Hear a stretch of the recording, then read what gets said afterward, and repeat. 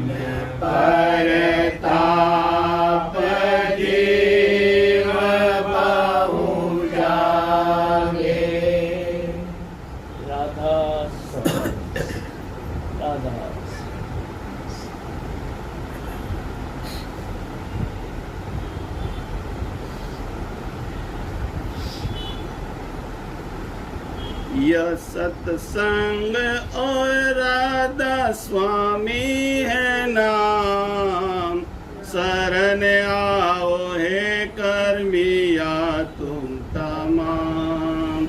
शरण आओ हे कर्मियो तुम तमाम। यह सत्संग और राधा स्वामी है नाम। यह सत्संग और राधा स्वामी है नाम। शरण आओ हे कर्मियो तुम तमाम। शरण आओ हे कर्मियो तुम तमाम। जो सतगुरु से चाहो दया की नजर। जो सतगुरु से चाहो दया की नजर। सूरत और मन और बैठ कर। सूरत और मन और मत बैठ कर। खराब हैंगी हालत सभी की यहाँ। खराब हैंगी हालत सभी की यहाँ। बचा चाहो सतगुरु शरण लो मिया। बचा चाहो सतगुरु शरण लो मिया।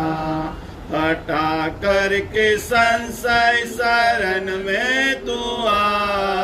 हटा करके संशय शरण में तू आ। हटा करके संशय शरण में तू आ। प्रीत और परतीत हट कर सदा। प्रीत और परतीत सदा।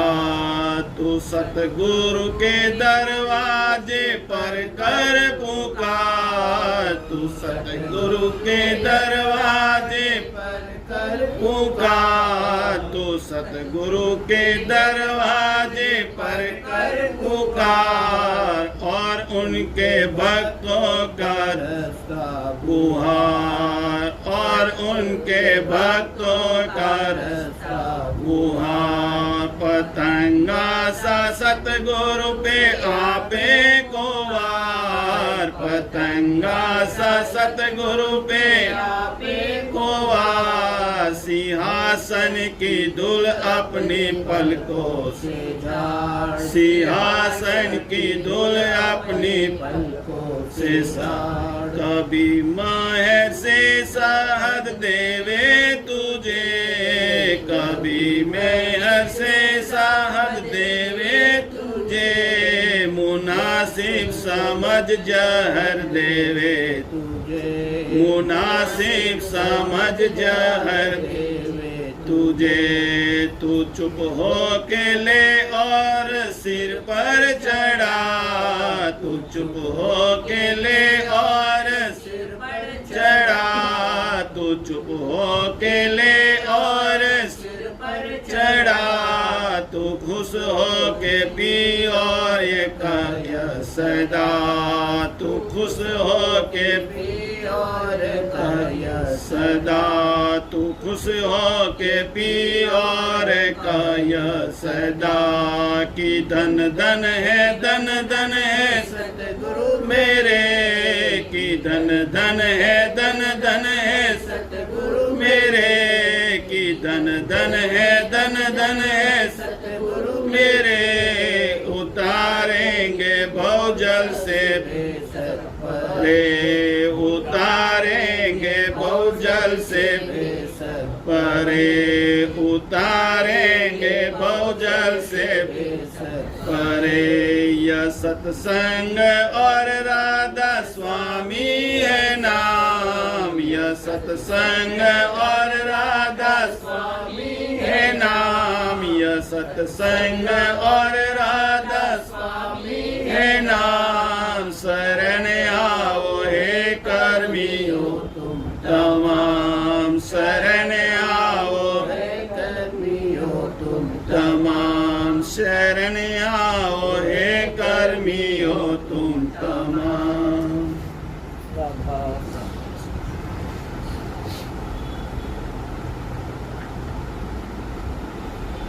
चेतो मेरे प्यारे तेरे भले की कहूँ, गुरु तो पूरा ढूंढ तेरे भले की कहूँ। चेतो मेरे प्यारे तेरे भले की कहूँ, गुरु तो पूरा ढूंढ तेरे भले की कहूँ। शब्द रता गुरु देख तेरे भले की कहूँ, तिस गुरु सेवादार तेरे भले की कहूँ। गुरु चरणामृत पी तेरे भले की कहूँ, गुरु प्रसादी खाओ तेरे भले की कहूँ। गुरु आरत कर ले तन मन भेंट चढ़ाओ तेरे भले की कहूँ। वचन गुरु के मान तेरे भले की कहूँ, गुरु को कर प्रसन्न तेरे भले की कहूँ। नित्य भजन करने तेरे भले की कहूँ, जीव दया तो पाल तेरे भले की कहूँ। दुख न दे तू काय तेरे भले की कहूँ, वचन तान मत मार तेरे भले की कहूँ। कड़वा तू मत बोल तेरे भले की कहूँ, सबको सुख पहुँचाओ तेरे भले की कहूँ। नाम अमीरस पीव तेरे भले की कहूँ, शील छिमा चित राख तेरे भले की कहूँ। संतोष विवेक विचार तेरे भले की कहूँ, काम क्रोध को त्याग तेरे भले की कहूँ। लोभ मोह को टार तेरे भले की कहूँ, दीन गरीबी धार तेरे भले की कहूँ। संतों से कर प्रीत तेरे भले की कहूँ, भोजन बहुत न खाओ तेरे भले की कहूँ। संतों से कर प्रीत तेरे भले की कहूँ, भोजन बहुत न खाओ तेरे भले की कहूँ। सत्संग में तू जाग तेरे भले की कहूँ, मान बढ़ाई छोड़ तेरे भले की कहूँ। भोग वासना जार तेरे भले की कहूँ, संगम हृदय दार तेरे भले की कहूँ। वैराग भक्ति ना छोड़ तेरे भले की कहूँ, गुरु स्वरूप धर ध्यान तेरे भले की कहूँ।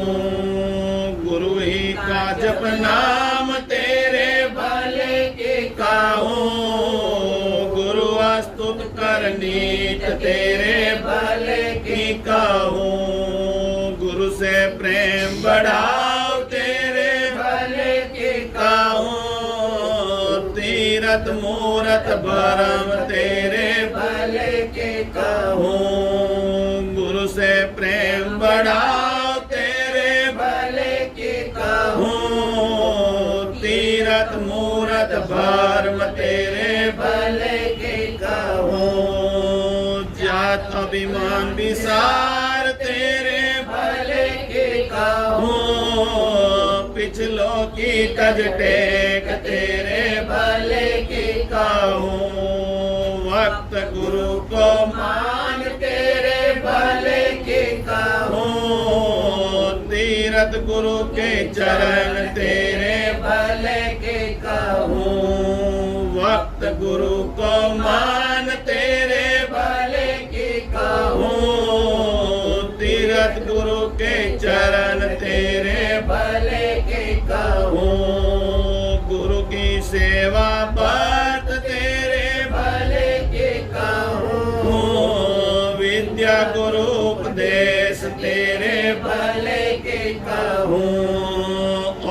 विद्या पाखंड तेरे भले की कहूँ, लेख पुरानी छोड़ तेरे भले की कहूँ। जो गुरु कहे सो मान तेरे भले की कहूँ, मार्ग ज्ञान धार तेरे भले की कहूँ। जो गुरु कहे सो मान तेरे भले की कहूँ, मार्ग ज्ञान धार तेरे भले की कहूँ।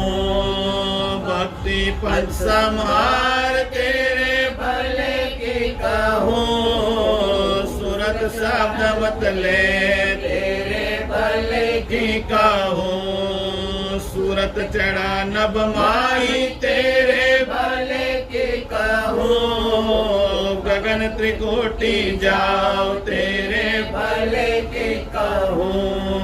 10वें द्वार समाओ तेरे भले की कहूँ, भंवर गुफा चढ़ आओ तेरे भले की कहूँ। सतलोक 10 जाओ तेरे भले की कहूँ, अलग अगम को पाओ तेरे भले की कहूँ। राधा स्वामी नाम दिया तेरे भले की कहूँ, भटक अटक सब तोड़ तेरे भले की कहूँ। राधा स्वामी नाम दिया तेरे भले की कहूँ, भटक अटक सब तोड़ तेरे भले की कहूँ। भटक अटक सब तोड़ तेरे भले की कहूँ, टेक पक्ष गुरु बांध तेरे भले की कहूँ। भटक अटक सब तोड़ तेरे भले की कहूँ, टेक पक्ष गुरु बांध तेरे भले की कहूँ। चेतो मेरे प्यारे तेरे भले की कहूँ, गुरु तो पूरा ढूंढ तेरे भले की कहूँ। चेतो मेरे प्यारे तेरे भले की कहूँ, गुरु तो पूरा ढूंढ तेरे भले की कहूँ।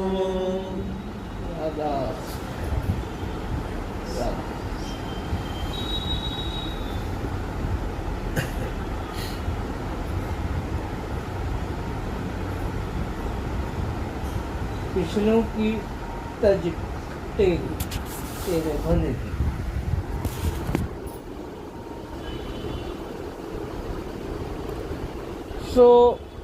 पिछलों की टेक बुत परस्ती और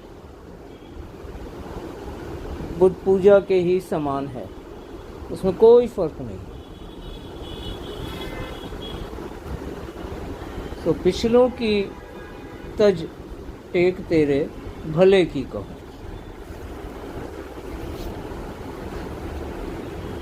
सारवचन वार्तिक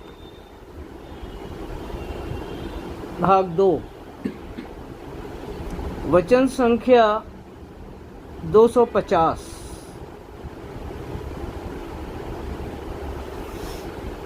जिस वचन में मालिक फरमाते हैं उसी को आज समझने का प्रयास करेंगे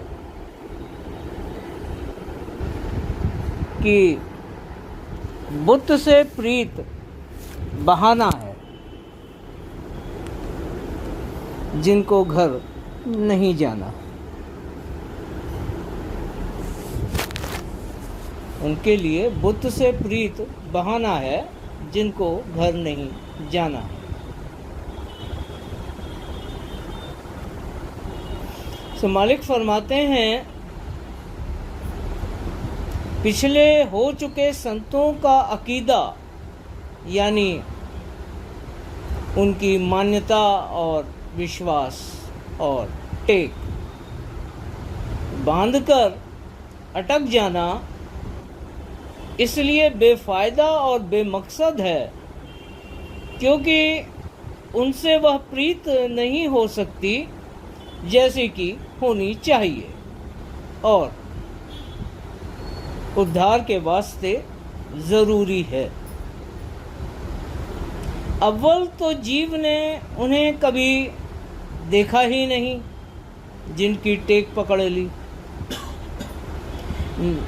ना कभी सुना और ना ही कभी उनका सत्संग किया और ना ही उनसे जीव का उपदेश हुआ। सो जो सद्गुरु कभी मिले ही नहीं तो उनके चरणों में प्रीत कैसे हो सकती है?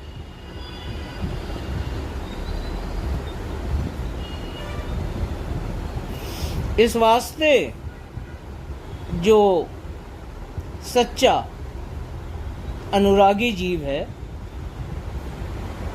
उसको चाहिए कि जो वक्त के सद्गुरु प्रत्यक्ष मौजूद हैं और कार्यवाही करते हैं, यानी जीवों को सत्य पथ की समझौती देते और मार्गदर्शन करते हैं, यही प्रकट कार्रवाई है। उनसे प्रीत करे और सद्गुरु पहले और अब में, यानी पिछले जो हो चुके हैं और अब जो प्रत्यक्ष मौजूद हैं, उनमें सिवाय देह स्वरूप के और कोई फर्क या भेद ना जाने, क्योंकि दोनों में ही धार आदि ही समाई हुई है। सिर्फ देह का फर्क है। और सच्ची लगन और मेहनत से अपना काज पूरा करे। फिर जिसे अपनी तरक्की और काज पूरा होने की कोई फिक्र या गरज नहीं है, जिसका मकसद उद्धार या मुक्ति नहीं है, तो पिछले हो चुके सद्गुरु की छवि दिल में रखकर उन्हीं का ध्यान और जो विधि जतन जो उन्होंने बताया था उसी का अभ्यास करता रहे, तो कम से कम घाट गिरने से तो बच जाएगा। और जिस घाट तक जितना उसका काज बना था उसी पर ठहराव बना रहेगा। इस बात को दोबारा बोलता हूँ, इसको ध्यान से समझने का कोशिश कीजिएगा, क्योंकि अगला जो लेक्चर है वो इसी पर आधारित है, खोलकर, खुलकर और वैज्ञानिक तरीके से, कि जिसको अपनी तरक्की और काज पूरा होने की कोई फिक्र या गरज नहीं है, ऐसी चिंता नहीं है, तो पिछले हो चुके सद्गुरु की छवि दिल में रखकर उन्हीं का ध्यान और जो विधि और जतन जो उन्होंने बताया था उसी का अभ्यास करता रहे, तो घाट गिरने से बच जाएगा। वो घाट गिरने से बच जाएगा जिस घाट तक जितना उसका काज बना था। इसी पर अगला लेक्चर आधारित है। उसी पर ठहराव बना रहेगा, यानी उस घाट पर बना रहेगा और गिरने से बच जाएगा। अब आगे की कार्रवाई जो इस जन्म में वक्त के सद्गुरु पर भाव नहीं आया और पिछले जिनके संग साथ और सानिध्य में रहकर उसने काज किया है, और अगर उनके संग साथ सानिध्य में रहकर काज नहीं किया है तो उसका भी कोई लाभ नहीं है, वो भी बुत परस्ती और पिछलों की टेक है। ये स्थिति तब आती है जब जीव अभी अंतर पथ पे होता है और सद्गुरु वक्त अंतर ध्यान हो जाते हैं, तब ये स्थिति आती है। उसी के वास्ते ये वचन है कि घाट गिरने से बच जाएगा। और अब आगे की जो कार्रवाई है वो चूंकि इस जन्म में वक्त गुरु पर प्रत्यक्ष पर भाव नहीं आया है, तो अगले जन्म जब सद्गुरु मिलेंगे और उनकी प्रीत प्रतीत और सेवा भक्ति जिस तरह से बन सकेगी, वैसे वैसे उसका काज भी बनता जाएगा। तो क्या गारंटी है कि अगला जन्म मनुष्य ही बनेगा? हाँ, गारंटी है कि अगला जन्म मनुष्य का ही मिलेगा, क्योंकि जो विधि और जतन उसको उसके वक्त के गुरु ने बताए थे, उनका अभ्यास करता रहे तो घाट गिरने से बच जाएगा, जिस घाट तक उसका काज बना है। अगर काज 1% भी बन गया तो मनुष्य जून बच जाती है। यहाँ तो ऊंचे घाट की बात हो रही है।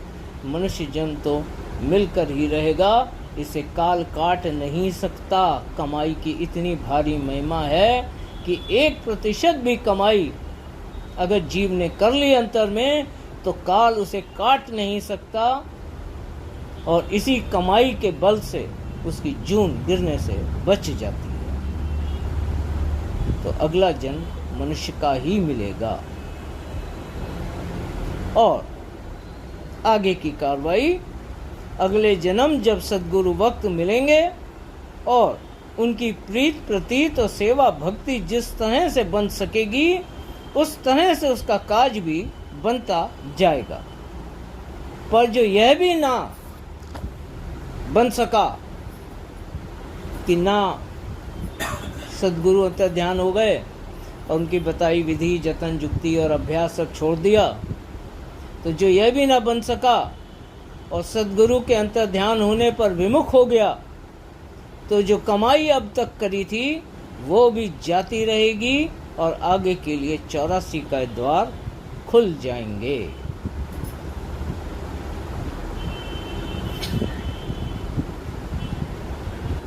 जब भी सद्गुरु वक्त गुप्त होते हैं तो उस वक्त यह योग्य गुरुमुख को अपना जानशीन उत्तराधिकारी निश्चित करके उसमें खुद ही शब्द चैतन्य रूप में आ समाते हैं। तब खुद ही शब्द चैतन्य रूप में, और किसी रूप में नहीं, अपने व्यक्तित्व और अस्तित्व के रूप में नहीं।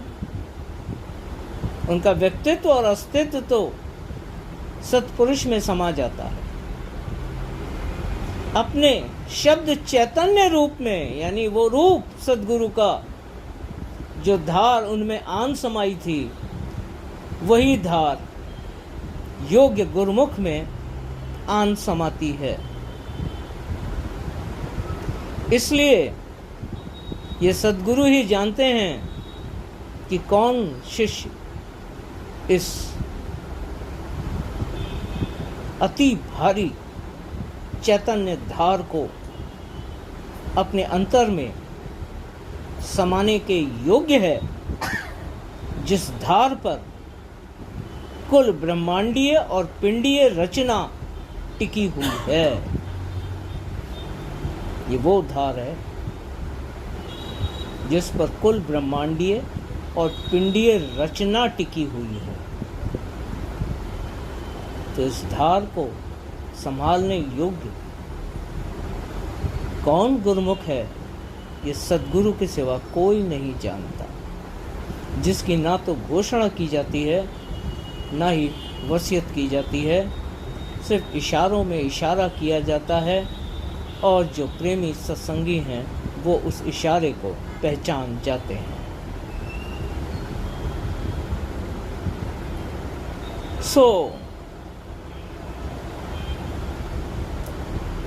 फिर यही जानशीन गुरुमुख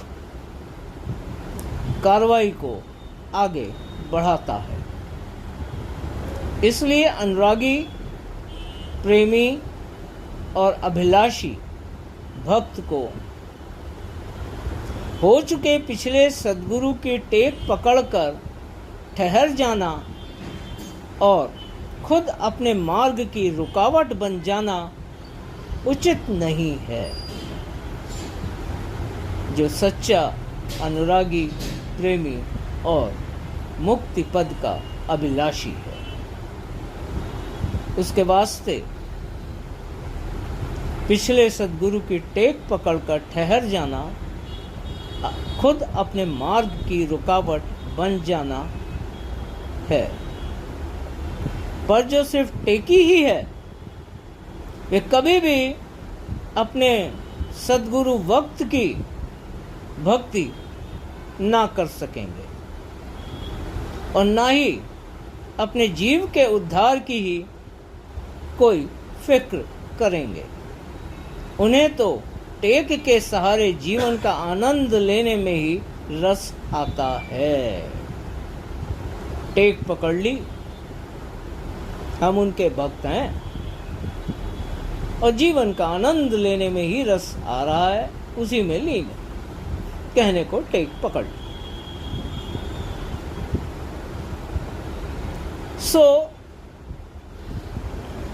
इस कारण उनका पिछले सद्गुरु के सानिध्य सेवा में, चूंकि वो जगत का जीवन का आनंद लेने में उसी में रस आ रहा है और कहने मात्र को टेक पकड़ी हुई है, इस कारण उनका पिछले सद्गुरु के सानिध्य सेवा में जिस घाट तक काज बना होता है, उसमें भी लगातार कमी आती जाती है। और क्योंकि सारी कमाई तो जगत के आनंद में खर्च हो जाती है और आगे को कोई संभाल हो नहीं पाती, बल्कि उनके लिए मनुष्य जून भी बचा पाना कठिन हो जाता है, क्योंकि कमाई तो सारी जगत में खर्च कर देते हैं। पर जो विमुख ना हुआ और अपने घाट को संभाले रखा, तो मनुष्य जून अवश्य ही बच जाएगी और अगले जन्म आगे की कार्रवाई की उम्मीद बाकी रहेगी। वक्त गुरु को मान, तेरे भले की को राधास।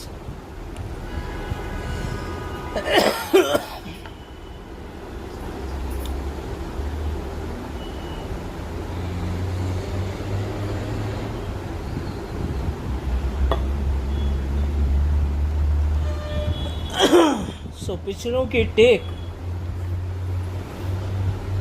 बुत परस्ती के समान है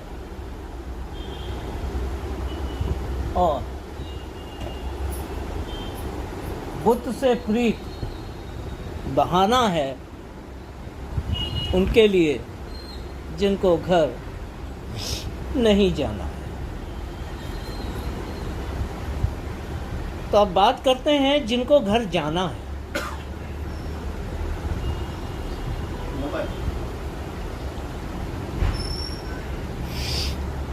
जिनको घर जाना है,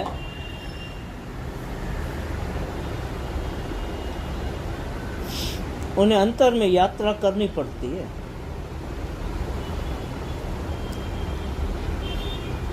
इसी घाट पर बैठे रहे और अंतर में यात्रा ना करी तो ना रास्ता मिलेगा ना घर।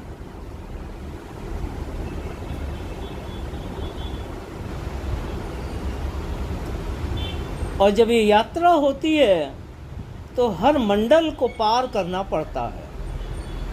जितने भी मंडल मार्ग में, रचना में मौजूद है, जिन मंडलों से नीचे गिर के सूरत इस पिंड में आन फंसी है, उन मंडलों को वापसी में एक एक करके पार करना पड़ता है।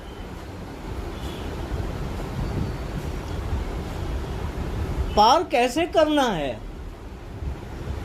ये समझ सत्संग में सभी संतों ने अपने वचनों में फरमाई है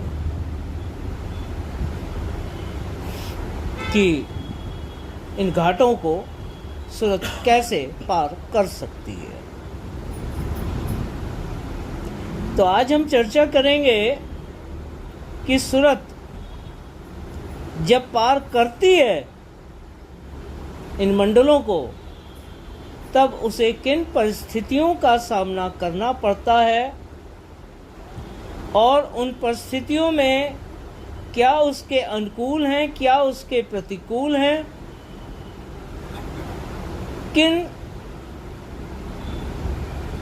किस परिस्थिति में खुद को ढालकर वो आगे बढ़ सकता है और किस परिस्थिति में फंस के वो ठहर सकता है।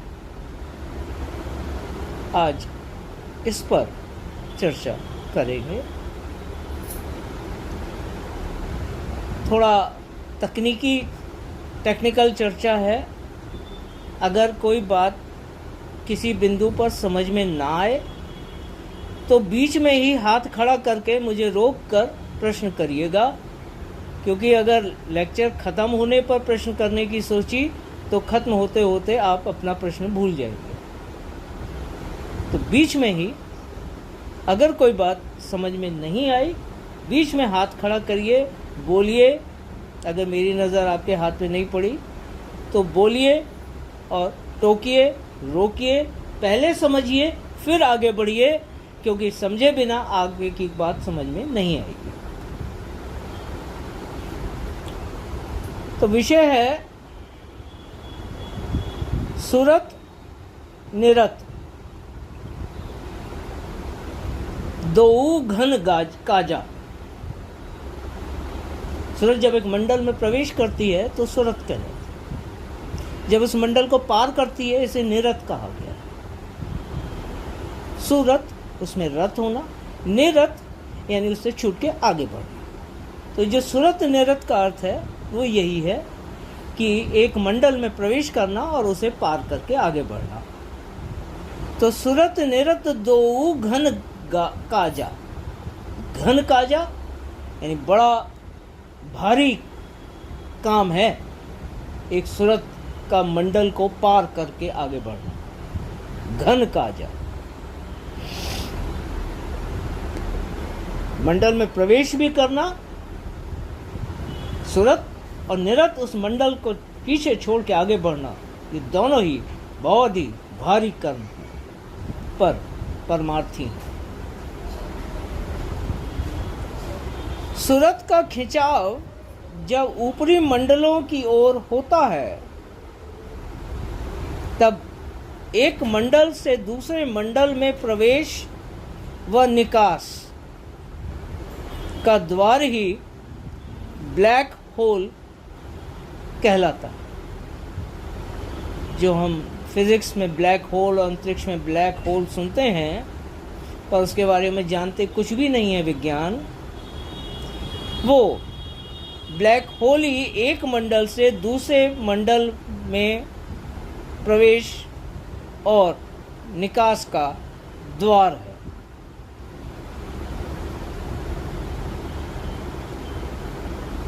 वास्तव में चेतना बाहोश एक ब्लैक होल को ही पार करती है। चेतना बाहोश एक ब्लैक होल को पार करती है। क्यों पार कर पाती है? क्योंकि शब्द की धुन धार उसने पकड़ी हुई है और उसमें लीन है, वरना पार ना कर सके।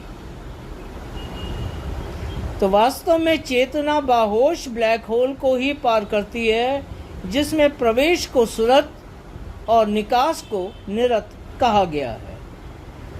पर तब क्या होता है जब सूरत द्वार के मध्य में यानी केंद्र में होती है, जिसे संस्कृत में कृष्ण विवर कहा गया। ब्लैक होल को वेदों में संस्कृत में कृष्ण विवर कहा गया। विवर भंवर का ही, जिसे हम भंवर कहते हैं, वो देवनागरी लिपि है।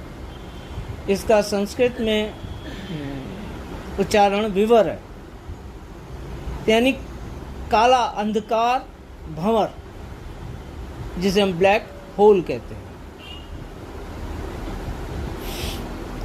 जब आप मंडल के नजदीक होते हैं,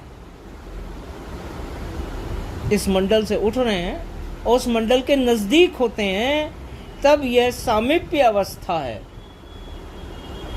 जब आप मंडल के मध्य में होते हैं, तब यह सारूप्य अवस्था है। और जब आप मंडल के केंद्र में होते हैं, जो कि निकास द्वार भी है, कृष्ण विवर उस मंडल का केंद्र, तब यह सायुज्य अवस्था है। तो जब आप द्वार के नजदीक होते हैं, तब दो ही बातें हो सकती हैं। जैसा कि महाराज साहब ने discourses on Radha Swami faith पोथी में बताया है, या तो यह आपको अपने भीतर खींच लेता है, या फिर इसके गुरुत्व यानी इसकी ग्रेविटी के कारण आप में विस्फोट होकर आपके टुकड़े टुकड़े हो सकते हैं। इतना भारी दबाव होता है उसकी ग्रेविटी का, या तो आप उसके अंदर खींच सकते हैं, या फिर आपके उस भंवर में जो आप फंसे तो टुकड़े टुकड़े बिखर सकते हैं। दो ही बातें हो सकती हैं। हाँ, विस्फोट हो जाता है। सूरत एक देह है ना, सूरत एक देह है। जब हम कहते हैं उस मंडल की वासी सूरतें, इट मीन्स कि इंडिविजुअल बहुत सारी सूरतें, वासी सूरतें, वो इंडिविजुअलिटी ही उनकी देह है जो उन्हें इंडिविजुअल बनाती है। सूरत चैतन्य की ही बनी हुई एक देह है, जैसे दूध के ऊपर दूध से ही बनी मलाई। इस तरह सूरत चैतन्य की ही बनी एक देह है, जिसके अंदर भी चैतन्य ही है। वो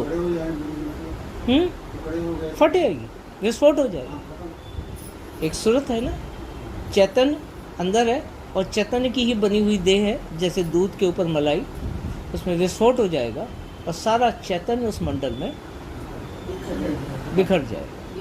तो फिर वही इकट्ठा हो सकते हैं। हाँ, हो सकता है उसी मंडल में। और इकट्ठा होता ही नहीं है, इकट्ठा टूटने और बिखरने के बाद भी जब सूरत फट गई, तो वो तत्व जो अंश है कुल मालिक का,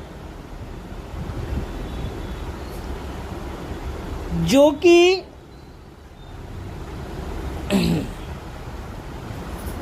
अब थोड़ा सा आगे की बात हो रही है, जो कि सूरत के अंदर है। पर इतनी महीन बात आम सत्संग में नहीं खोली जाती है, क्योंकि आम सत्संगी जो आया होता है उसका घाट बहुत नीचे होता है, वो इतनी बारीकियां नहीं समझ पाता है। जब 2-4 साल कुछ समय गुजर जाता है, सत्संग को गहराई से समझने लगता है, उन घाटों को समझने लगता है, तब ये बात खोली जाती है कि जो स्वामी का अंश है वो सूरत नहीं है, वो अंश सूरत के अंदर है। और सत्य, अलख, अगम, इन 3 लोकों में सूरत के 3 खोल उतरते हैं, तब वो सार तत्व बरामद होता है जो स्वामी में लीन होता है। अगर ये 3 स्तर ना होते सूरत के, तो कभी भी अगम, अलख और सत्य लोक बनते ही नहीं। तो ये सब भेद हजूर महाराज ने जुगत प्रकाश में खोले नहीं हैं, पर इनकी तरफ इशारा ज़रूर किया। और जुगत प्रकाश में भी इशारा किया गया है। और जुगत प्रकाश भी पोथी जब तक आप 2-3 साल पुराने सत्संगी ना हो, आपको वो बुक देने की आज्ञा नहीं है। पर ये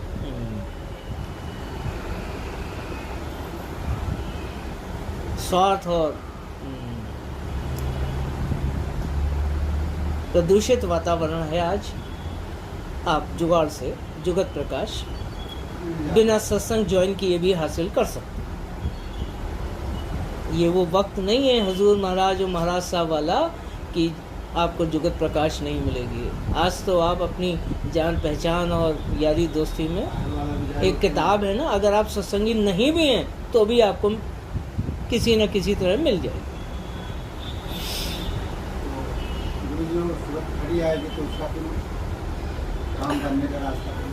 अब वही है, ये पूरा लेक्चर सुनिए।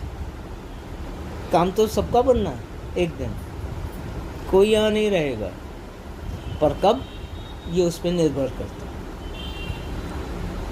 तो विस्फोट के बाद भी वो अंश बचा रहता है जो कुल मालिक का है, और वही अंश उस मंडल की, जिस मंडल में विस्फोट हुआ है और उसका चैतन्य उस मंडल में समा गया है, तो उस मंडल में रहकर भी वो अंश जो स्वामी का है वो उस मंडल की वासी सूरत कहलाता है, होता नहीं है,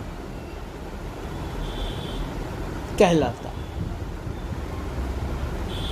एक अपना पैदा किया हुआ बच्चा और एक गोद लिया हुआ बच्चा, दोनों अपने बच्चे, पर दोनों में जो फर्क है ना, वही उस मंडल की वासी सूरतें जिनसे कि वो मंडल बना है, और इस तरह विस्फोट होकर पहुँचे अंश में, वो भी उस मंडल की ही वासी सूरत कहलाएगा।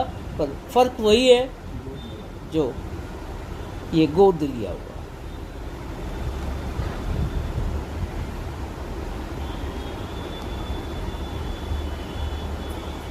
दो तरह की सूरतें हैं। नहीं, एक ही है, पर फर्क ये है कि एक उस मंडल से कभी भी बाहर नहीं निकल सकती जिससे उस मंडल की रचना हुई है, वो रचना का पार्ट है। और ये जो गोद लिया हुआ बच्चा है, ये जब चाहे घर छोड़ के जा सकता है, पर इतनी काबिलियत पैदा कर ले उस घर में रह के कि घर छोड़ के जा सके, वो जा सकता है। बस इतना ही फर्क। उसको तो मनुष्य अवतार लेना पड़ेगा कि वो ऊपर सीधी उठेगी। बिना मनुष्य जून में जन्म लिए वो आगे बढ़ ही नहीं सकती, क्योंकि आगे बढ़ने का रास्ता कौन बताएगा? तभी तो नीचे आना पड़ेगा। सद्गुरु वक्त तो नीचे ही आना पड़ेगा।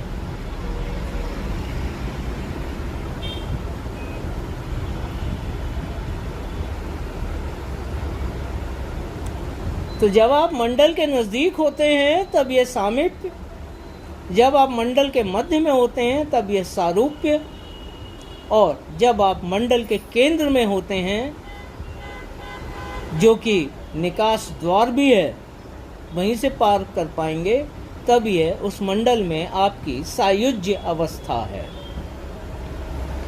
तो जब आप द्वार के नज़दीक होते हैं तो दो ही बातें हो सकती हैं, जैसा कि महाराज साहब ने फरमाया है, या तो आपके भीतर विस्फोट हो जाएगा उसके गुरुत्व बल के कारण, या फिर यदि आपका विश्वास इष्ट और प्रेम दृढ़ है अपने सद्गुरु पर, तो आप पार निकल जाएंगे, क्योंकि आपको पार निकालने वाला बल सद्गुरु का है।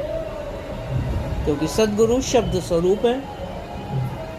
जिस धार को आप पकड़ के ऊपर उठ और खींच रहे हैं, वही धार चैतन्य सद्गुरु का स्वरूप है। इसीलिए सद्गुरु को शब्द स्वरूप कहा गया।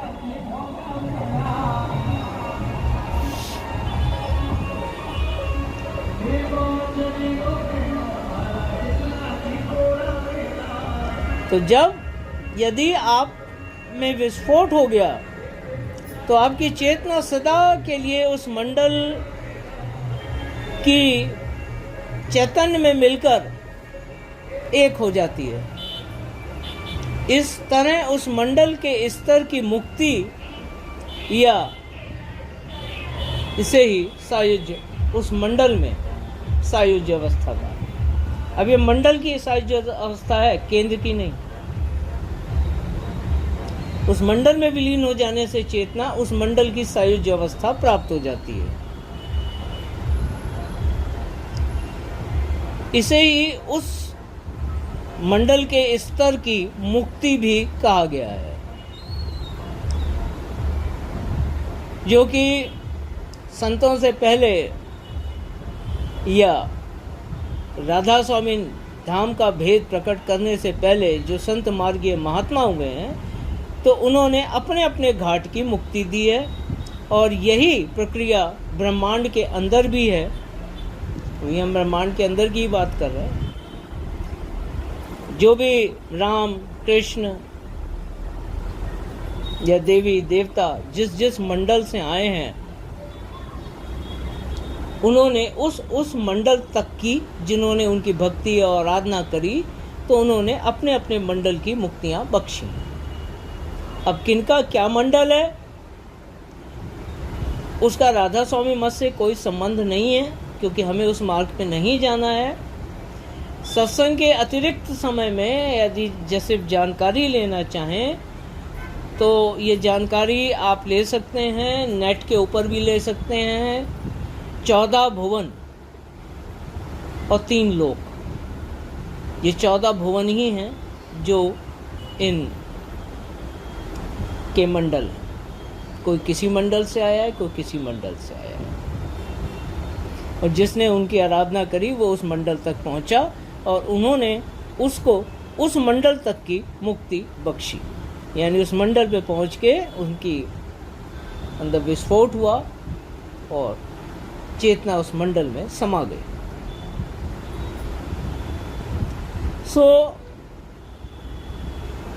ये उस मंडल की सायुज्य अवस्था है।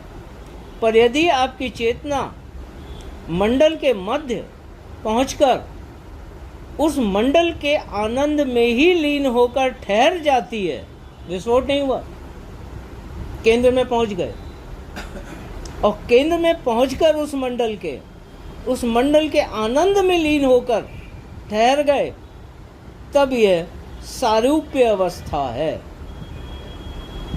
अब यहाँ उलट मामला चल रहा है।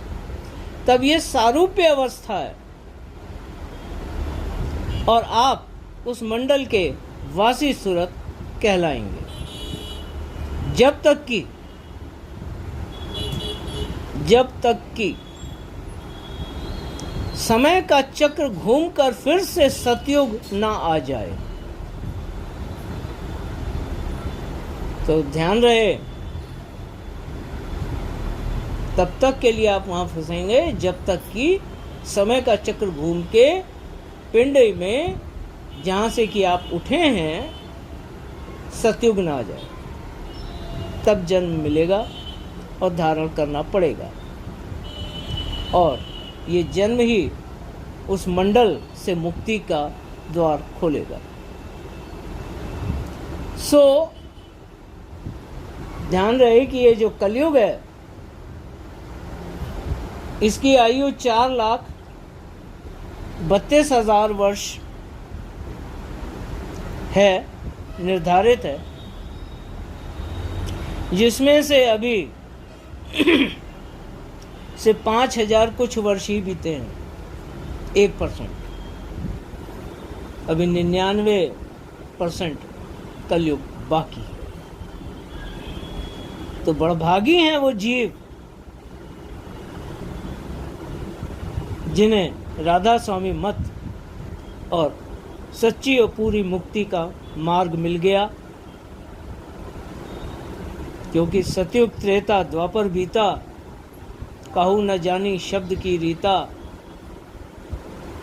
कलयुग में स्वामी दया विचारी, प्रगट करके शब्द पुकारी। तो कलयुग में ही ये शब्द का भेद प्रकट किया जाता है, जबकि मोक्ष और मुक्ति के सारे द्वार बंद हो जाते हैं।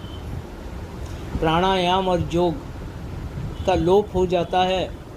शत संपत्ति कमाने के योग्य जीव की सामर्थ्य शेष नहीं बच पाती। तब कलयुग में स्वामी दया विचार। तो ये जो गोद लिए हुए बच्चे हैं, ये सब इसी प्रकट धार के आश्रय, जो कि हर मंडल के केंद्र से होकर आ रही है, तभी तो हर मंडल का केंद्र आपको पार करवाती है। क्योंकि हर मंडल के केंद्र से होकर आ रही है, तो हर मंडल की जो अभिलाषी सुरतें हैं, वो इस धार के संग खींच के नीचे चली आती है। यही आप भी हैं और मैं भी, जो इस मत में शामिल हैं। इसीलिए बाबूजी महाराज कहते हैं, जो संस्कारवान है वो तो तुरंत खिंचाएंगे। ये है संस्कार। जो उसके साथ छूट के आती है, उसका संस्कार जागते हैं, ऐसा नहीं? तब इसके साथ आ पाएगी, तभी तो उस मत में आएगी। तो शाहरुख में आनंद विलीन हो जाता है, उसके बाद शाहरुख जाता है। शाहरुख मतलब उस मंडल, उस मतलब में आनंद में लीन हो जाता है। उसके बाद आगे शाहरुख जाता है। आगे शाहरुख के बाद शाहरुख जाता है, वहीं फिक्स हो जाएगा, लीन हो जाएगा, डिसॉल्व हो जाएगा। शाहरुख वो फिर सायुज्य नहीं आएगा। वो तो जब जो अब जीव के अंदर उस मंडल से छूटने और सच्ची मुक्ति, और कि भाई गलती हो गई, गलती से फंस गया, अब कोई मौका मिले कि छूट पाऊँ, जिसमें ये अभिलाषा है, वो उस धार को पकड़ के धरती पे जन्म ले लेता है। वही सत्संगी है, वही इसी को संत मत समझ में आएगा, वही संत मत में शामिल होगा, दूसरा नहीं हो सकता। शाहरुख के बाद शाहरुख जाना चाहिए, शाहरुख जाना चाहिए। स्वामी शाहरुख, वो मंडल की बात हो रही है।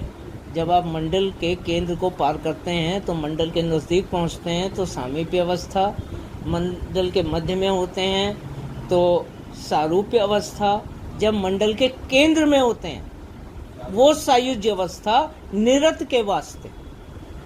पर अगर आप सायुज्य में पहुंचे ही नहीं, उस मंडल में ही विस्फोट होकर आपकी चेतना विलीन हो गई, केंद्र में पहुंची ही नहीं, तो फिर आपकी स्थिति उस मंडल में सायुज्य, उस मंडल में सायुज्य। ये को आगे बढ़ने का आपको ये जो बताया आपको, आगे बढ़ने का रास्ता वही है कि जब यहाँ सद्गुरु प्रकट कार्रवाई करते हैं, तो वो सुरतें वहाँ से उस धार के आश्रय यहाँ पिंड में जन्म ले लेती हैं। उन्हें ही बाबूजी महाराज ने कहा है संस्कारी जीव, और वही सत्संग में सद्गुरु के समक्ष आते ही खिंच जाते हैं।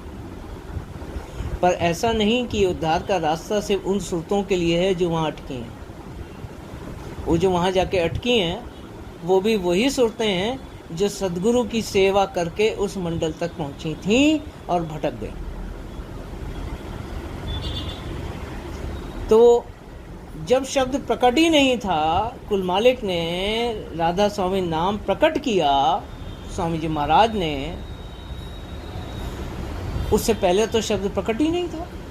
तो वो कौन सी सूरतें थी? वो तो जगत की ही सूरतें थी ना, जो इस सद्गुरु के चरण शरण में लगकर वहां तक पहुंची थी।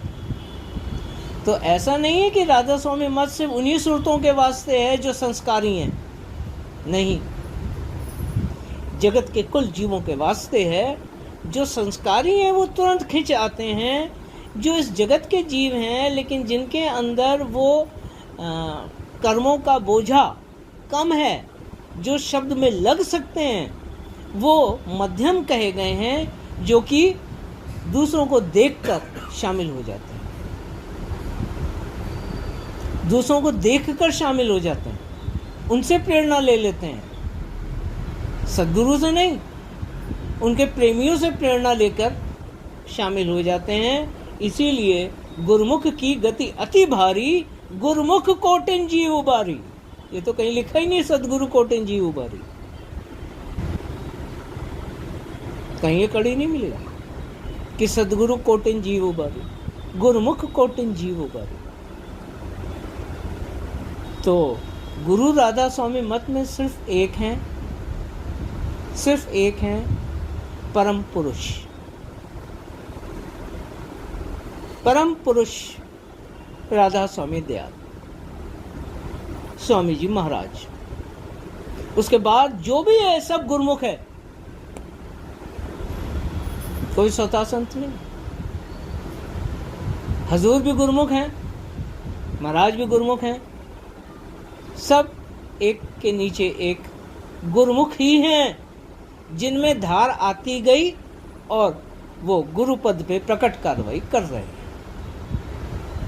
पर जो प्रकट कार्रवाई कर रहे हैं वो गुरुमुख ही हैं, अपने गुरु।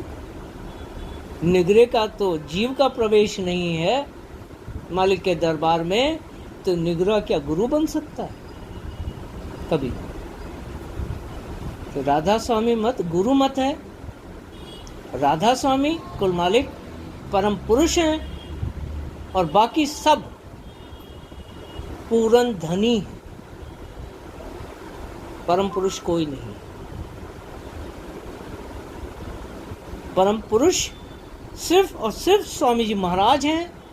उनके बाद जितने भी गुरुमुख गुरु पद पर आसीन हुए, कार्रवाई करी, वो सब पूरन धनी हैं। वो तरक्की करके वहां तक पहुंचे हैं, वहां से तरक्की लेकर नहीं आए, इसलिए वो पूर्ण धनी हैं। उन्होंने पूर्ण धन कमाया है, परम पुरुष नहीं है। परम पुरुष सिर्फ और सिर्फ कुल मालिक राधा स्वामी दयाल हैं। इसके अलावा अगर हम कुछ भी कहें तो हमारी नादानी और नासमझी।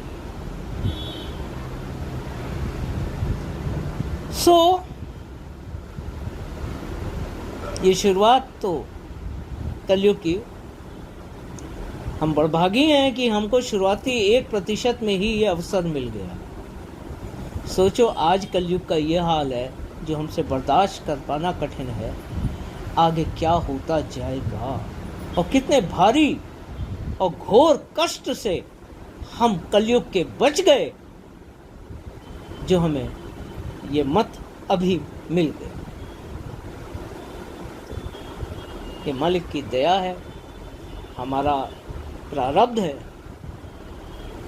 क्योंकि प्रारब्ध के बिना कोई नहीं खींचता, चाहे संस्कारी और चाहे संसारी। संसारी भी अपने प्रारब्ध से ही खींचेगा, जबकि उसका कर्मों का बोझ हल्का होगा, वरना नहीं खींचेगा। सद्गुरु भी षटमुखी आईना है, हर तरफ देख लेते हैं।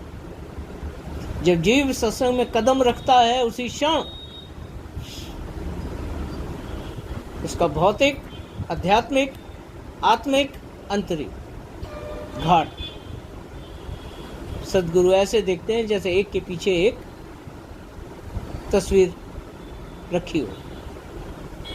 भौतिक, आध्यात्मिक, आत्मिक, रूहानी देख तो और भी पीछे रहे।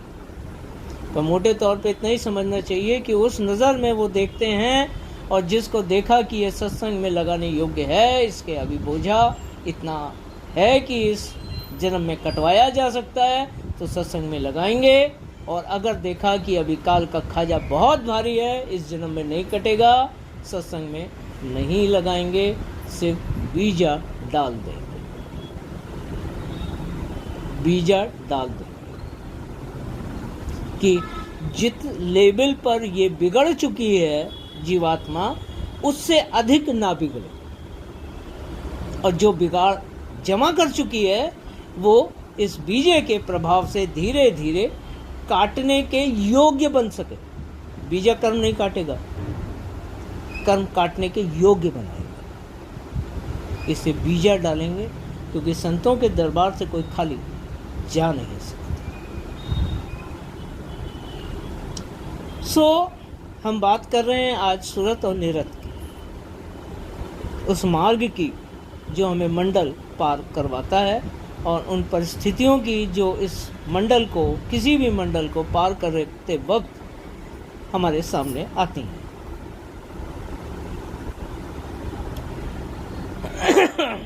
ये तो अभी हमने जाना कि जो केंद्र में प्रवेश ही ना कर सके और घनत्व के जोर से बिखर गए, यानी उनका विश्वास और प्रेम कमजोर था, या वो जो मध्य में जाकर भटक गए उस मंडल के आनंद में।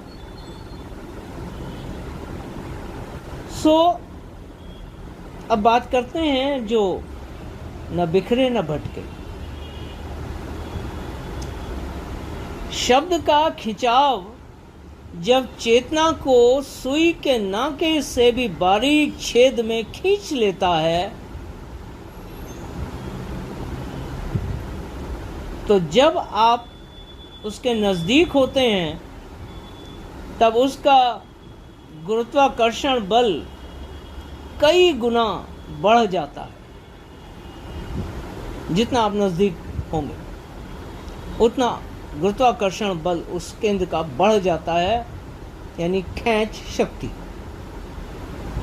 सत्संगी भाषा में बोले तो खींच शक्ति कई गुना बढ़ जाता है, जिसका आप पर असर होता है।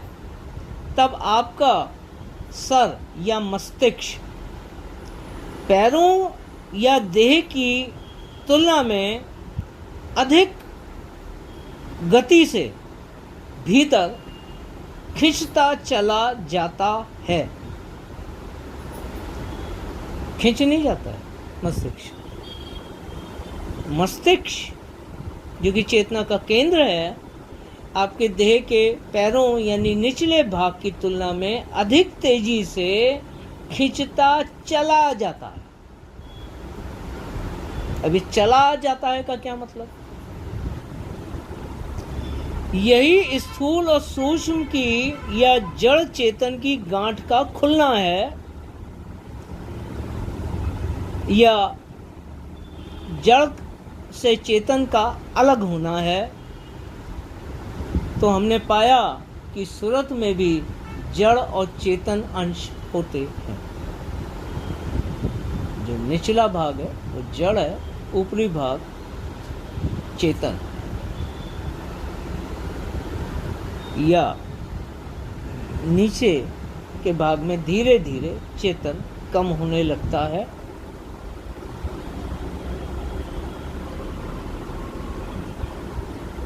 इसे ही जड़ चेतन की गांठ का खुलना कहा गया है। भेद इससे भी महीन है, खोला जा सकता है, लेकिन अभी मैं उतनी डिटेल में जाना ठीक नहीं समझ रहा हूँ। विषय अलग है कि जड़ चेतन की गांठ खुल गई तो सूरत में चेतन क्या है और जड़ क्या है, और जो गांठ खुल गई तो सूरत का कौन सा पार्ट है जो छूट जाएगा उस मंडल में, और कौन सा पार्ट है जो आगे जाएगा। इतने प्रश्न किए जा सकते हैं। जिज्ञासा हो नोट करके रखिएगा अलग से। इसे ही जड़ चेतन की गांठ का खुलना या अलग होना कहा गया है। आपका सूक्ष्म शरीर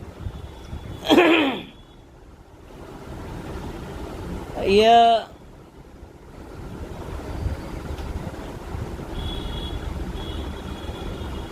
जैसे कहते हैं ना रबर बैंड का खींचना, रबर का खींचना, इलास्टिक का खींचना, स्पैगेटी बोलते हैं ना अंग्रेजी में, क्या चल रहा है स्पैगेटी, इलास्टिकनेस, खींचना, जैसे एक रबर बैंड को खींचते हैं ऐसे। तो एक रबर की भांति अंदर खींचता चला जाता है। अगर आप खींच गए तो आप खुद को यानी ना टूटे ना भटके। अगर आप खिंच गए केंद्र में, तो आप खुद को ब्रह्मांड की सबसे अजीब जगह पर पाएंगे, जिसकी आपने कभी कल्पना भी नहीं की होगी। ऐसी जगह पाएंगे केंद्र में। गणितज्ञ इसे सिंगुलैरिटी कहते हैं, यानी एक समान स्थिति में, जिसे संतों ने सायुज्य अवस्था कहा है। एक समान, ये शून्य है जो हर मंडल पर आपको पार करना होता है। हर मंडल पे एक शून्य है, उसके केंद्र में, यानी एक समान अवस्था।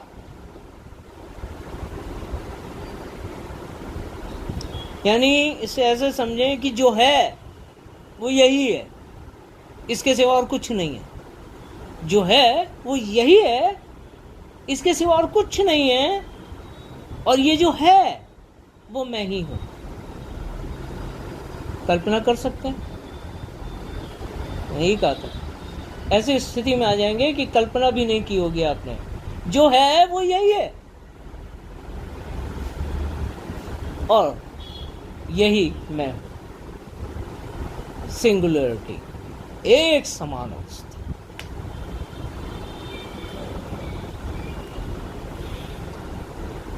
इसे ही संतों ने सायुज्य अवस्था कहा है।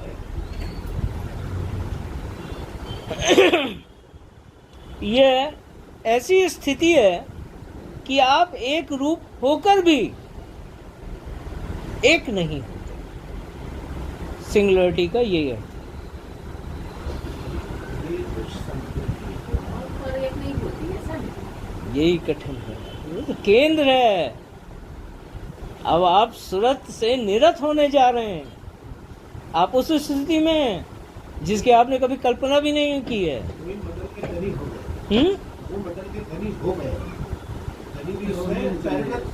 पैरेलल हो गए। इसे कहते हैं मंडल के पुरुष में समा जाना, एक हो जाना। एक हो जाना और एक होकर भी अलग बने रहना। अब इसे तो अनुभव से ही समझा जा सकता है। मैं तो सिर्फ वहाँ की स्थिति का बयान कर रहा हूँ। मेलोडी इतनी चॉकलेटी कैसे बनी? खुद खाओ जान जाओ। इतना स्वाद है ऐसा, कुछ हाँ। ऐसा और खुद खाओ जान जाओ, है ना? क्योंकि मैं वहाँ की स्थिति का बयान कर रहा हूँ, जानकारी दे रहा हूँ सिर्फ कि आपको इन स्थितियों से गुजरना पड़ेगा, तो उसका अनुभव तो आपको खुद ही करना पड़ेगा। ये ऐसी स्थिति है कि आप एक रूप होकर भी एक नहीं होते, और यही स्थिति आपको उस मंडल के केंद्र में से निरत होने में सहायक होती है। अगर आप एक हो गए तो निरत कैसे हो? एक होकर भी आप एक नहीं हैं। यही स्थिति आपको उस मंडल से निरत होने में सहायक होती है। इस तरह यह कृष्ण रिवर यानी ब्लैक होल अगले मंडल का प्रवेश, केंद्र और निकास द्वार ही है। इसी में आप प्रवेश करेंगे, इसके केंद्र में होंगे और फिर पार। तो ये ब्लैक होल यानी मंडल का केंद्र, जैसे सिंपल एग्जांपल है हमारी आकाशगंगा मिल्की वे, उसका सेंटर क्या है? जिसके चारों ओर वो चक्रगिनी की तरह सारे ग्रह नाच रहे हैं। आकाशगंगा एक शेप में है, तो आकाशगंगा को एक मंडल समझिए, इन ग्रह नक्षत्रों को उस मंडल की वासी सूरतें समझिए, और उस आकाशगंगा का केंद्र जो कि एक बहुत बड़ा ब्लैक होल है, उसे आप पार निकलने का द्वार समझिए।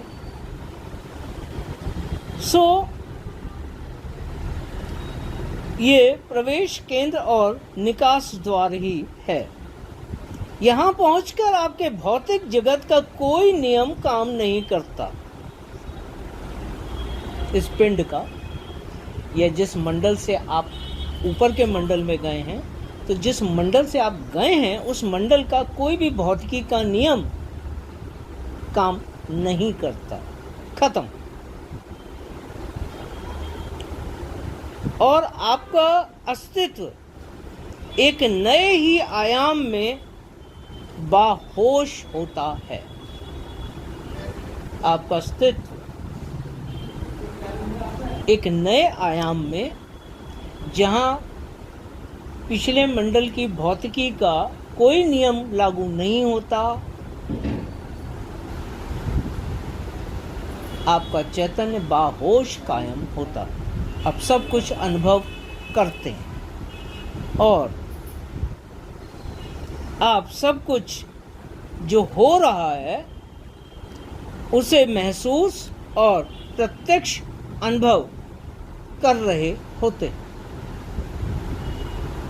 यहाँ आपके अस्तित्व को ही एक नया आयाम मिलता है और आपकी देह उस मंडल के वातावरण और तत्वों में रूपांतरित हो जाती है।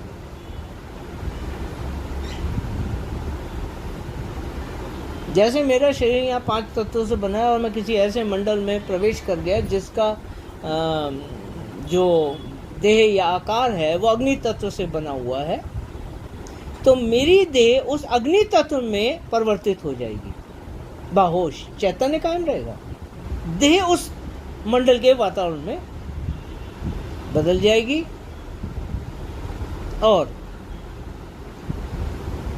जीवन इस पूरे ब्रह्मांड में फैला है। अगर सूर्य अग्नि तत्व से बना है तो सूर्य ग्रह पर भी अग्नि तत्व से बनी हुई देह की सुरतें वास करती हैं, क्योंकि उन्हीं सुरतों से सूर्य ग्रह बना।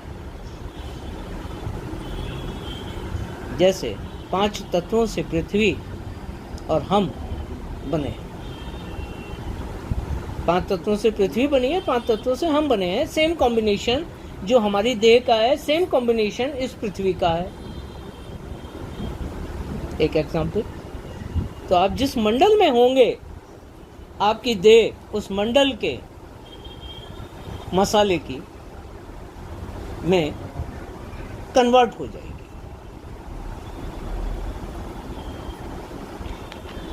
सिंगुलरिटी में आपका अस्तित्व खत्म हो जाएगा। अगले मंडल में आप प्रवेश करेंगे तो आपका चैतन्य के चारों ओर से वो उस मंडल का मसाला घेर के आपको उस मंडल की देह बना देगा। आपका काया कल्प हो जाएगा। इसे काया कल्प कहा। काया यानी देह बदल जाएगी।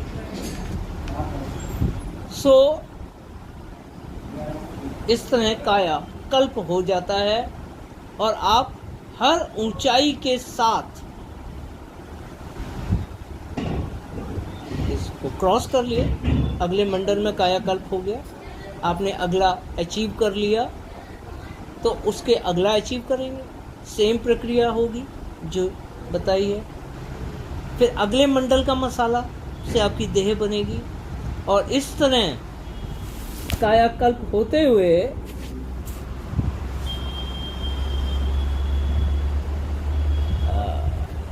हर ऊंचाई के साथ सूक्ष्म से सूक्ष्मतर, फिर निर्मल से महानिर्मल होते हुए अपने शुद्ध चेत रूप को प्राप्त होते हैं। सारे खोल उतर जाते हैं। सूक्ष्म से सूक्ष्मतर, निर्मल से महानिर्मल होते हुए अंततः अपने शुद्ध चेत रूप को प्राप्त हो जाते हैं। ब्लैक होल का एक खास गुण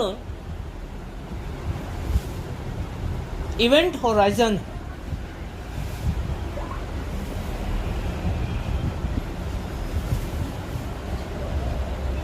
इवेंट होराइजन का मतलब ये है, यदि आप इसमें इवेंट होराइजन जोन में फंस गए, जो कि उस हर मंडल का गुण है, टांग खींचना, ये जा रहा है ना, पकड़ के खींचो अपने में, हमारे जाल से ना निकल पाए, फंसाओ, नीचे का तो पार करके आ गया, अब इसे आगे ना जाने तो यहीं खींच लो अपने में, इसे कहते हैं इवेंट होराइजन। तो यदि आप इसमें फंस गए, तब आप इससे कभी भी निकल नहीं सकते, अगर उस मंडल में फंस गए तो आप कभी नहीं निकल सकते, यानी उस मंडल को कभी पार नहीं कर सकते, उसी का पार्ट बन जाएंगे। इसे ही उस मंडल के स्तर की मुक्ति कहा गया है, जो कि पहले जिक्र किया था कि कैसे फंसते हैं, उसी बात को कह रहा हूँ कि भटक गए, कहा था ना, भटक गए अगर तो उसमें फंस जाएंगे। वो ही भटकना ही इवेंट होराइजन है, जो कि उस मंडल का गुरुत्व आपको खींच लेता है। अगर आपका विश्वास, प्रेम और भक्ति कमज़ोर है, जिस लेवल तक है उस लेवल तक तो आप पार कर जाएंगे, और जिस लेवल पे जाके वो कमज़ोर पड़ती है उसी मंडल में खींच जाए, इसको भटकना कहा।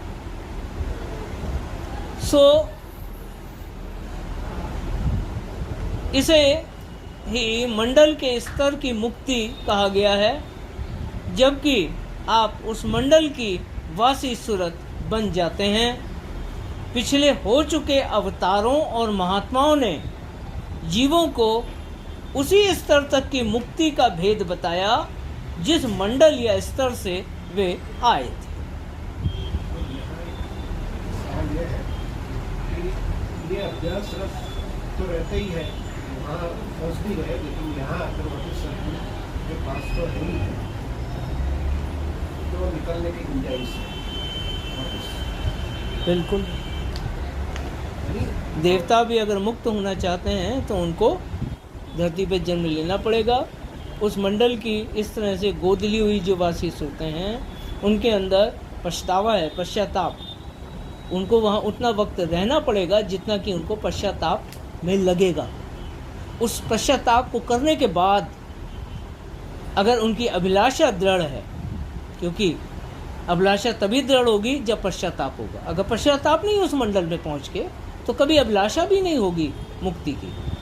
तो पश्चाताप के बाद जब आपकी अभिलाषा आपको उसके केंद्र से बहती उस चैतन्य धार के आश्रय धरती पर ले आई, मनुष्य जन्म मिलेगा। जैसे अभ्यास में स्वामी जी और हिदायत नामा मिली है कि वह फिर काफ़ी अर्से वहाँ रही, फिर वापस आगे कुछ, यही तो कह रहे हैं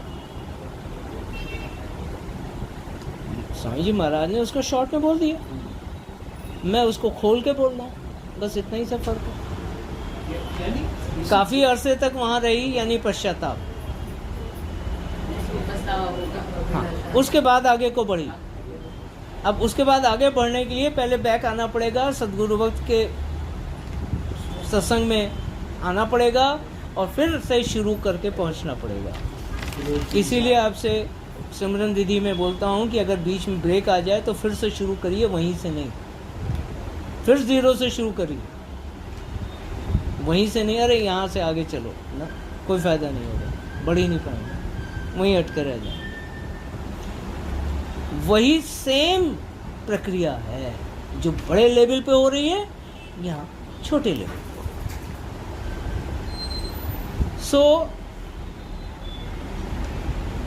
उन्होंने उसी मंडल तक की मुक्ति का भेद बताया जिस मंडल से वो आए थे। नानक ने ओंकार बताया, कबीर ने सतलोक बताया, रामकृष्ण ने अपने अपने स्तर का मुक्ति दी अपने भक्तों को।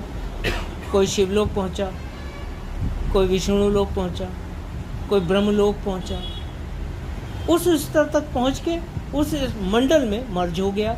ये उस मंडल की मुक्ति सबने बख्शी।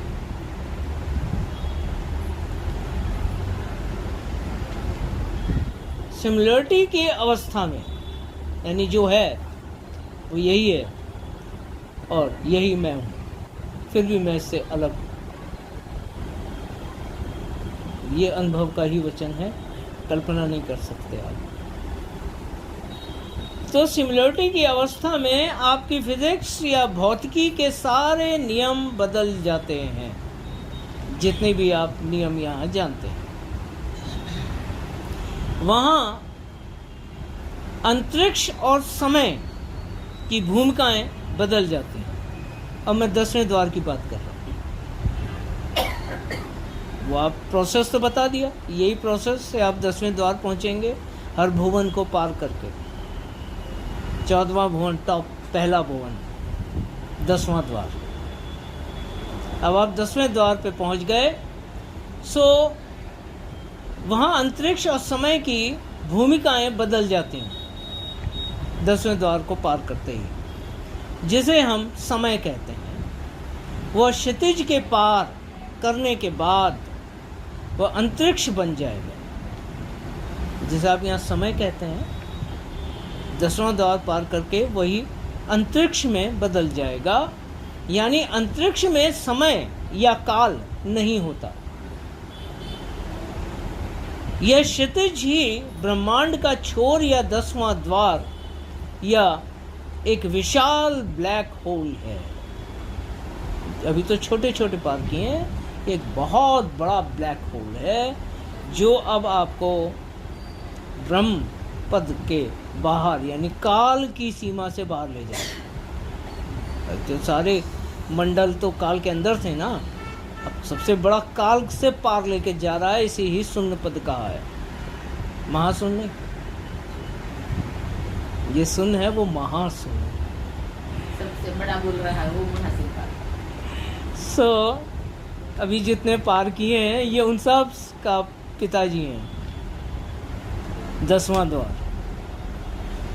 तो फिजिक्स या भौतिकी के सारे नियम बदल जाते हैं, वहाँ अंतरिक्ष और समय की भूमिकाएं बदल जाती हैं। जिसे हम समय कहते हैं वो क्षितिज यानी 10वां द्वार, छोर, जो कि ब्रह्मांड का छोर है, उसको पार करने के बाद अंतरिक्ष बन जाएगा, यानी अंतरिक्ष में समय या काल नहीं होता। यह क्षितिज ही ब्रह्मांड का छोर या 10वां द्वार या एक विशाल ब्लैक होल है, जिसके सिंगुलरिटी के गुण के कारण ही इसे शून्य पद भी कहा गया है। कुछ नहीं, जो है यही है, यही मैं हूं, पर ये मैं नहीं हूं, ये है शून्य। तो इसी सिंगुलरिटी के गुण के कारण इसे शून्य भी कहा गया है। इस तरह अंतरिक्ष जिसे निरंजन भी कहा गया है और अकाल पुरुष के नाम से भी जाना गया है, क्योंकि वहाँ काल का कोई स्थान नहीं है, इसीलिए उसे अकाल पुरुष भी कहा गया है। सो जिसने शब्द धुन के आश्रय और सद्गुरु वक्त की मेहर का बल पाकर यह 10वां द्वार पार कर लिया, वो मुक्ति पथ पर आ जाता है, मुक्ति के रास्ते पर आ जाता है। मुक्ति को प्राप्त नहीं हुआ है, मुक्ति पथ पर आ जाता है।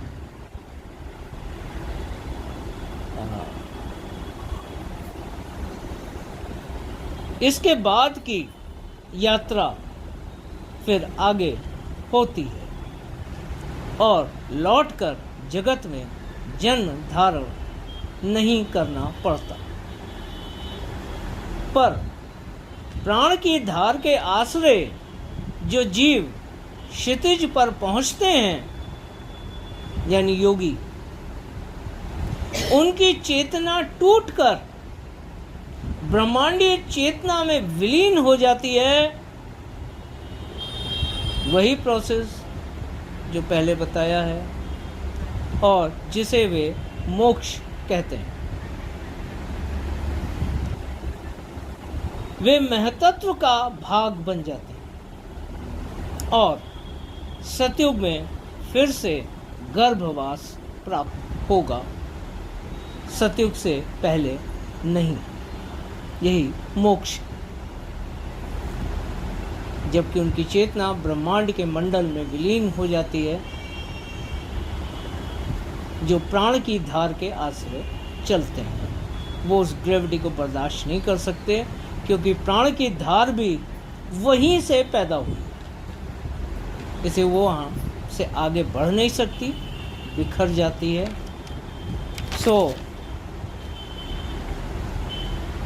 जिसने चेत कर शब्द धुन के आश्रय और वक्त के सद्गुरु की दया मेहर का बल पाकर इस यात्रा को शुरू किया, वो निज घर वापसी का अधिकारी बन सकता है। अंततः हम सद्गुरु वक्त की ही मेहर पर आधारित हैं। सद्गुरु दीजिए प्रेम दात। ये प्रेम की दात ही है जो चैतन्य शक्ति। जब ये चैतन्य शक्ति हमारे भीतर जाग गई, इसे ही जीव को चेताना कहा गया है, और तभी धुन प्रकट होती है। और इस प्रेम की ही सामर्थ्य से, जिसे सद्गुरु हमारे अंदर जगाते हैं, हम धुन को सुन और उसमें लीन हो पाते हैं। कलयुग नाम आधारा और सद्गुरु स्वामी सदा साहब राधास। मारे मारे करो दीन राधा स्वामी आगे, दया करो राधा मेरे चित चरण लागे।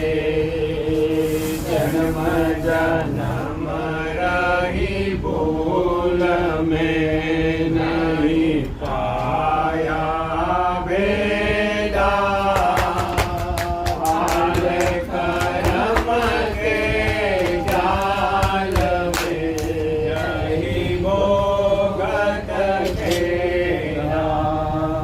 सत जीव परमत फिरे निसचारो खाने, ज्ञानी योगी पिल रहे सब मन की कहानी। भाग जगा मेरा आदिका, मिले सतगुरु आई।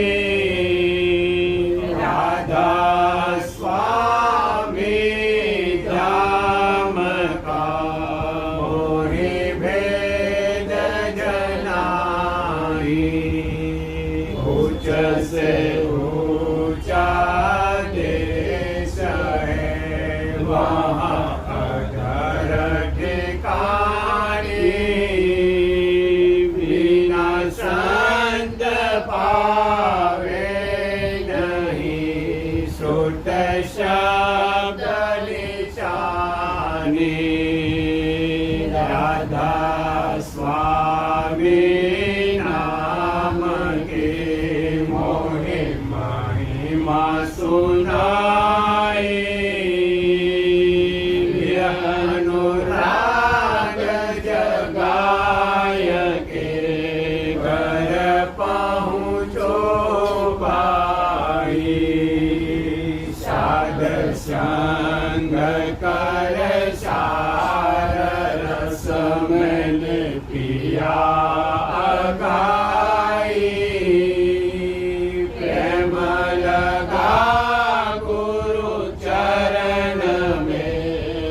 मन शांत न आए। दर्प उठे बेकल रहूं, कस पिया घर जाए। रसन रस नित नित लहूं, गहे मन गिरताई। सुरत चढ़े आकाश में, करे शब्द मिलासा। धाम धाम निरखत चले, पावेली जगर भाषा। यह आशा मेरे मन बसे, रहे चित उदासा। विनय सुनो कृपा करो, दीजे चरण निवासा। तुम बिन कोई समर्थ नहीं, जैसे मांगो दाना। प्रेम धार बरसा करो, खोलो अमृत खाना। दीन दयाल दया करो, मेरे समर्थ स्वामी। सुकर करो गावत रहूं, नित राधा स्वामी। दीन दयाल दया करो, मेरे समर्थ स्वामी। सुकर करो गावत रहूं, नित राधा स्वामी। सुकर करो गावत रहूं, नित राधा स्वामी। बार बार करो विनती, राधा स्वामी आगे। दया करो दाता मेरे, चित चरण लागे। दया करो स्वामी प्यारे, चित चरण लागे। भोग धरे राधा स्वामी आगे। भोग धरे राधा स्वामी आगे। वीरे व्यंजन अमिरस पागे। व्यंजन अमिरस पागे। गगन शिखर पर बजा है नगारा। गगन शिखर पर बजा है नगारा। भोग